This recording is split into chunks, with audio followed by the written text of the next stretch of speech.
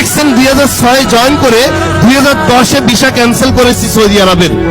বিকাশ 2010 সালে 9 সালে আমার ইনকাম 18-20 হাজার রিয়াল, মানে বাংলাদেশি কত 4 লাখ। আমি সৌদি আরব না থাকলেও আমার অর্গানাইজেশনে 40,000 লোক কেউ না কেউ টুথপেস্ট ইউজ করে, সাবান ইউজ করে, সকালে ঘুম থেকে উঠে নাস্তার পরে কফি পান করে, বাংলাদেশে বসে ইনকাম পাই, গভর্নমেন্টকে ট্যাক্স দিচ্ছি। আমার বাবা 20 বছর শ্রম দিয়েছে মক্কায়। হ্যালো, কোথায়?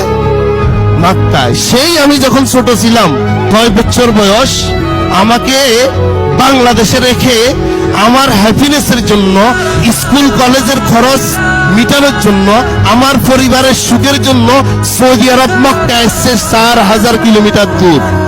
3 বছর পর পর দেশে যেত 3 মাসের জন্য। 20 বছর শ্রম দিয়ে সে এখন দেশের বৃদ্ধ বয়সে, তার মেশিন ইঞ্জিন যখন শেষ, সে এখন বাংলাদেশে। তার কোম্পানি, তার খবর নেই। আপনাদের নিবে না।